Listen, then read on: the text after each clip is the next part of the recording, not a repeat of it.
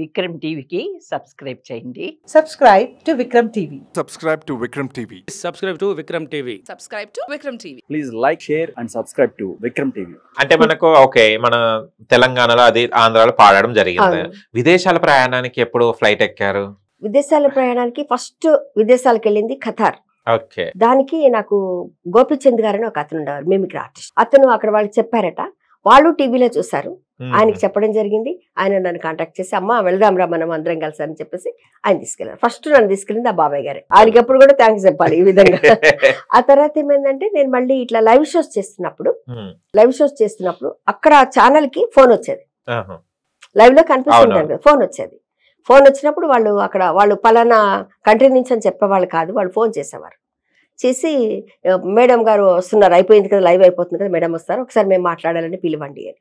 అలా నేను ఒక దగ్గరికి రెడీ అయ్యి బయటకు వచ్చేసరికి వాళ్ళు పిలిచారు, మేడం మీకు ఫోన్ వచ్చింది, ఒక 5 నిమిషాల్లో చేస్తామన్నారు, కూర్చోండి అని. చేసినాక వాళ్ళు చెప్పారు, అమ్మ మేము పలానా దుబాయ్ నుంచి చేస్తున్నాం, పలానా మస్కట్ నుంచి చేస్తున్నాం, మీతో మాట్లాడాలి, మీ నెంబర్ కావాలి మాకు అంటే నేను నెంబర్ ఇచ్చేస్తాను. నెంబర్ తీసుకున్నా ఇంకా ఆ తర్వాత కాంటాక్ట్ చేసేవారు. ఎందుకంటే స్పెషల్ ఆర్టిస్ట్ గా నాకు ఒక గుర్తింపు వచ్చింది, ఇటు జానపదాలు ఇటు ప్యాడీలు కాబట్టి. ఆ గుర్తింపు మూలంగా ఏంటంటే ఎంటర్టైన్మెంట్, మనకి ప్యాడీ అనేది నవ్వించడం. ఇప్పుడు అమెరికా వెళ్ళాను, నేను వెళ్ళినప్పుడు ఏమంటే ఇంగ్లీష్ పాట వచ్చా మీకు అని అడిగారు. ఇంగ్లీష్ పాట రాదండి, కష్టం కదా పాడడం అంటే, అయ్యో అలాగా అండి అన్నారు. అయితే ఒక పని చేస్తారండి, తెలుగు పాట ఇంగ్లీష్ లాగా పాడతాను, ఆ పాట అంటే మీరు చెప్పుకొని చూద్దాం అని నేను వాళ్ళకి క్విజ్ పెట్టాను.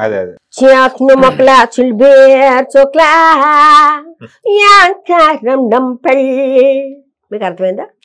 నాకు అర్థం కాదు. ఇలా పాడి ఈ పాట ఏంటో చెప్పండి, తెలుగు పాట, నేను ఇంగ్లీష్ లో పాడాను అని చెప్తే చాలా మంది ఆలోచించి ఈ పలానా పాట అంటే పలానా పాట ఒక 10 పేర్లు చెప్పేవారు. తర్వాత నేను చెప్పేదాన్ని, చికెన్ ముక్కలేదు, చిల్డ్ బీరు చుక్కలేదు, ఎందుకే రమణమ్మ పెళ్ళెందుకే రమణమ్మ, చియాక్ను మొక్కలా చిల్డ్ బేర్ చోక్లా ఇది రివర్ చేసి అలా పాడాడు. మళ్ళీ అట్లా 2-3 పాటలు పాడాను. గోగుల్ పోచ్ అని పాడా. ఇదేం పాట అండి మాకు అర్థం కాలేదు, అది గోగుల్ అన్నారు ఏదో అన్నారు అని ఆలోచిస్తా.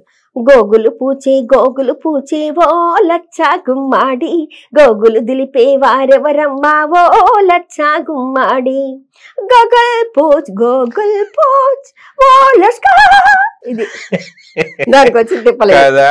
ఇలా పాడి కాసేపు మేనేజ్ చేస్తే వాళ్ళందరూ బాగా నవ్వుకునేవారు.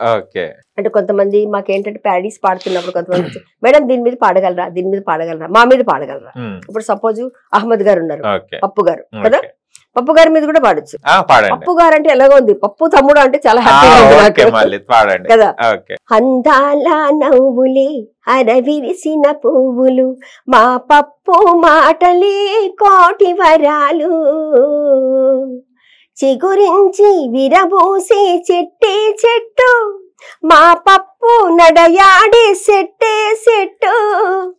ఆడినదే ఆట తను పాడినదే పాట, అది చూసి మురిసేరు.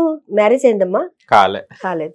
అది చూసి మురిసేరు విక్రము టీవీ ప్రేక్షకులు. ఇలా పాడుకోవచ్చు.